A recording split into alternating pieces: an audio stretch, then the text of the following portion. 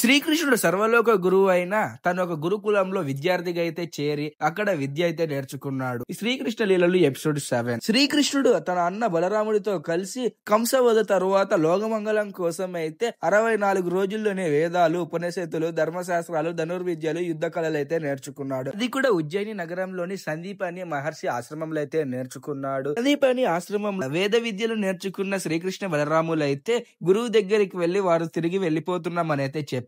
అయితే సందీపని గురు దక్షిణగా తన కుమారుడిని తిరిగి తీసుకురామని అయితే కోరాడు. తన కుమారుడికి ఏం జరిగిందంటే కొంతకాలం క్రితం సముద్రంలో మునిగి అయితే మరణించింటాడు. మాటలు విన్న శ్రీకృష్ణ బలరాములు ఇద్దరు కూడా సముద్ర దగ్గరికి వెళ్లి సముద్ర దేవుడికి ప్రార్థనలు చేయడం అయితే ప్రారంభించారు. ఆ ప్రార్థనలకు మెచ్చిన సముద్ర దేవుడు వచ్చి సూచనలు అయితే ఇచ్చాడు శ్రీకృష్ణ బలరాములకి. పంచజన్య శంఖంలో దాగి ఉన్న శంకరాసుని సంహరించమని అయితే కోరాడు.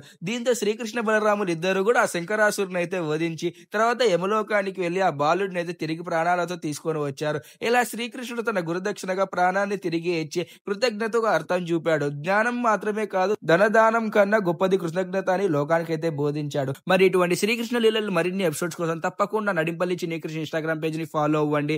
అలాగే నడింపల్లి చిన్ని కృష్ణ యూట్యూబ్ ఛానల్ ని సబ్స్క్రైబ్ చేసుకోండి. ఈ వీడియో నచ్చితే లైక్ చేసి కామెంట్ చేసి షేర్ చేయగలరు. ఇట్లా మీ నడింపల్లి చిన్ని కృష్ణ శర్మ సైనింగ్ ఆఫ్. జై హింద్, జై శ్రీరామ్, భారత్ మాతాకు జై.